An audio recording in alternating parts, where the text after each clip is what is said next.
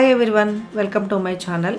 నేను ఊటీ వ్లాగ్స్ వస్తాయని చెప్పాను కదా, మా బాబు వాళ్ళు ఊటీ వెళ్ళొచ్చారనమాట. ఆ జర్నీ అంతా కూడా ఈ వీడియోస్లో చూడండి.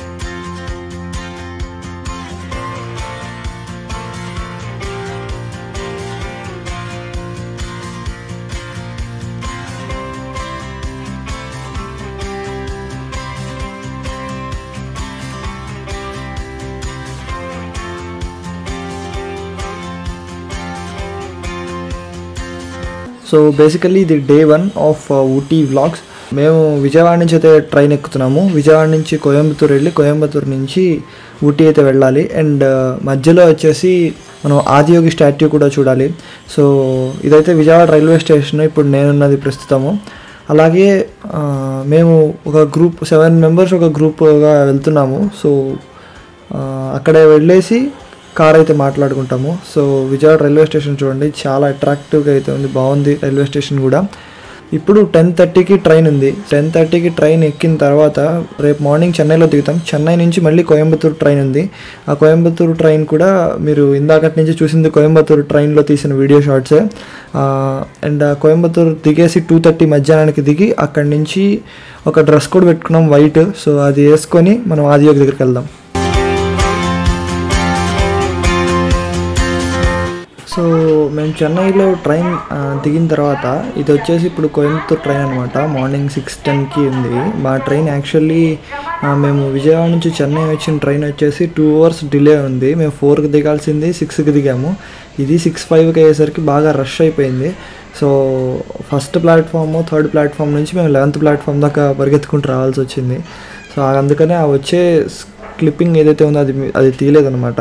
సో వన్స్ ఒకసారి ఇది ఎక్కిన తర్వాత మళ్ళీ షార్ట్ తీస్తున్నాను నేను. సో అంతే, ఇది ఎక్కిన తర్వాత మనకి 6 o'clock నుంచి 2:30 వరకు మనకి చాలా టైం అయితే ఉంటుంది. దగ్గర 8 hours అయితే చెన్నై నుంచి కోయంబత్తూర్కి పడుతుంది. సో ఏం చేయాలో తెలియక మేము ఇలా కొన్ని గేమ్స్ అయితే ఆడాము.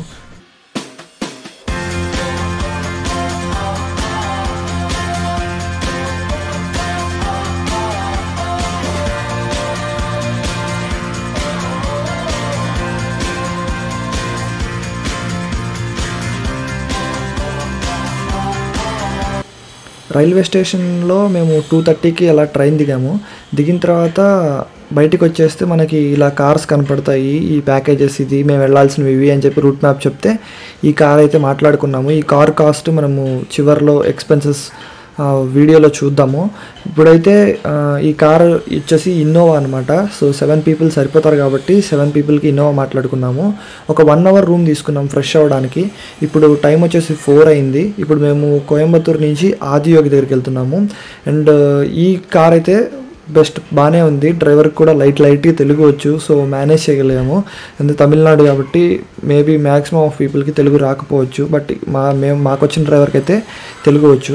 సో ఆదియోగి గురించి మీరు ఈషా ఫౌండేషన్ వాళ్ళదనమాట. సో సద్గురు, మీరు ఒకసారి సద్గురు అని చెప్పి సెర్చ్ చేయండి గూగుల్లో, మీకు అర్థమవుతుంది. ఆదియోగి గురించి మొత్తం డీటెయిల్స్ వచ్చేస్తాయి.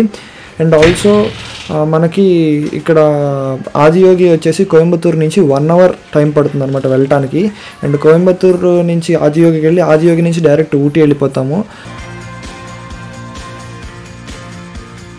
మనము కోయంబత్తూర్ నుంచి ఆదియోగి దగ్గరికి వెళ్ళేటప్పుడు చాలా నెంబర్ ఆఫ్ సీనరీస్ ఉంటాయి, మిస్ అవ్వకూడనివి.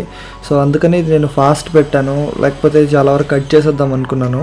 బట్ కాకపోతే ఈ పర్టికులర్ బ్లాక్ ఏదైతే ఉందో ఇది ఎక్సలెంట్ ఉంటుందన్నమాట. ఒక 1 hour జర్నీయే కానీ సీనరీ మనకి చుట్టూరా మౌంటైన్స్, నేచర్లోకి వెళ్తున్నట్టు ఉంటుంది, చాలా బాగుంటుంది.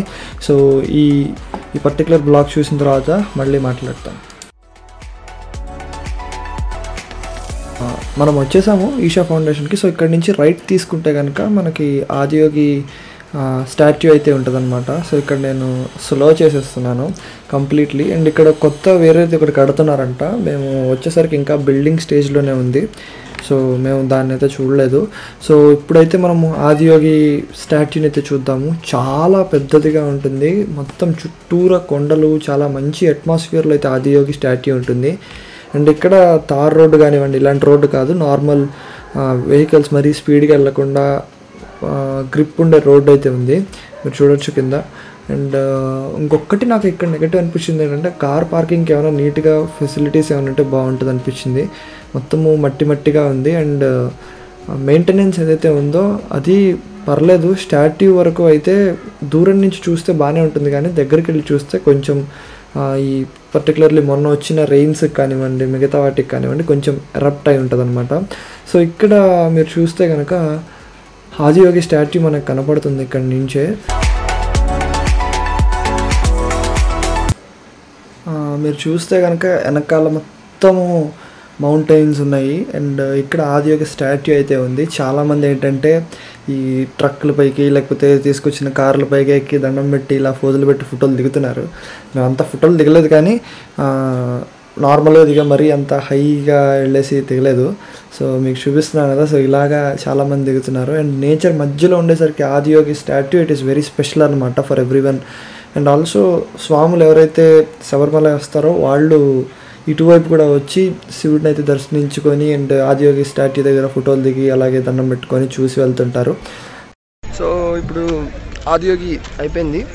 ఇక్కడి నుంచి మనం ఊటీ వెళ్తున్నాము. అండ్ ఆల్సో మనం కోయంబత్తూరులో కారు మాట్లాడుకున్నాం కదా, సో ఆ కార్లోనే Ooty. So let's go Ooty. So Adiyogi statue దగ్గర నుంచి మేము మళ్ళీ కోయంబత్తూరు లోపలికి రాకుండా అవుటర్ రింగ్ రోడ్ మీద కూడానే మేము ఊటీ స్టార్ట్ అయిపోయాము. అండ్ ఊటీ వెళ్ళే దారిలో మా దరిద్రం కొద్దీ వర్షం కూడా పడింది. అండ్ ఆల్సో ఊటీ అనేది ఒక 45 కిలోమీటర్స్ ఘాట్ రోడ్ అనమాట. సో 45 కిలోమీటర్స్ ఘాట్ రోడ్లో మేము ఎంత అడ్వెంచరస్ జర్నీ చేసాము అనేది నెక్స్ట్ వ్లాగ్లో చూద్దాము. సో ఈ నెక్స్ట్ వ్లాగ్ మీకు నోటిఫికేషన్ కింద రావాలనుకుంటే ఛానల్ సబ్స్క్రైబ్ చేసి అలాగే లైక్ చేయండి. ఒక చిన్న గ్లాన్స్ మేము ఎంత భయంకరమైన జర్నీ చేసాము మీరు